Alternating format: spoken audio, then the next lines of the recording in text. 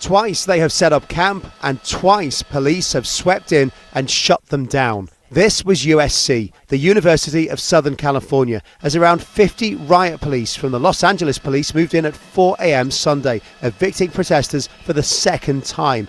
The heavy uniforms were a precaution, but the protesters who'd been demonstrating peacefully left just as peacefully. They were told to leave, and they did. No arrests were made. And the university has now erected a 6-foot wall around this site to stop a third attempt. Across the country, the protest movement continues. This is DePaul University in Chicago.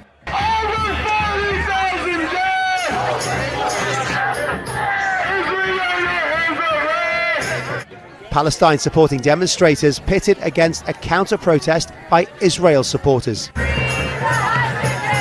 Two sides in one place facing off, but without the violence we've seen at other demonstrations.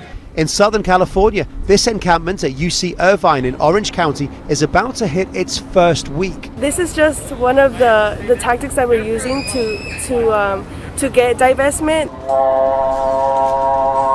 Much smaller than UCLA, this one has around 40 or so in the encampment. They've not wavered, despite the university initially trying to shut them down, and they say they'll continue for as long as it takes. When you look at some of the larger protests like Columbia, like UCLA, and how they've closed down or they've been closed down, how do you keep your focus and keep going? Because our focus is with the people in Palestine and the genocide that's occurring. So we know why we're here. We know we're here for Palestine, and that's what keeps us going.